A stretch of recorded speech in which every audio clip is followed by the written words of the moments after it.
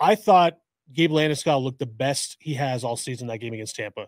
We are starting to finally see, now that he's in more of a limited role playing on that third line, playing better matchups defensively, we're starting to see Gabe Landeskog find his legs a little bit. To me, that's really encouraging. I think I would honestly go the last 3 games, progressively, you're seeing more and more out of Gabe Landeskog. Then we got to see him in a fight the other night for the first time.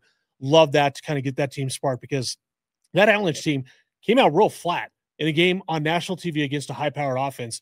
You came out pretty flat in that game. Gabe goes out, gets himself in a fight. Didn't really win the fight, but it didn't matter because he got some energy in that team. So I came away really impressed with what I'm starting to see from Gabe Landeskog, as hard as I kind of was on him at the beginning of the season, because I thought it was going to take a while for him to find his sea legs, but I think he's finally starting to do that. So that's a big deal for me. No, I'm glad you brought that up, because that was a takeaway of mine as well. Here's my theory on Landeskog I want to run by everyone. I think in the playoffs last year, he was just running on pure adrenaline. Totally. He hadn't played hockey in 3 years. He was so happy to be back, and the dude was just juiced out of his mind to be on the ice with his teammates. Then he has an offseason. We don't know how the knee responded this offseason. It responded well enough for him to be at training camp, him to play in the regular season. That's all fine and dandy, but we can't forget this guy had a surgery that no hockey player had ever returned from.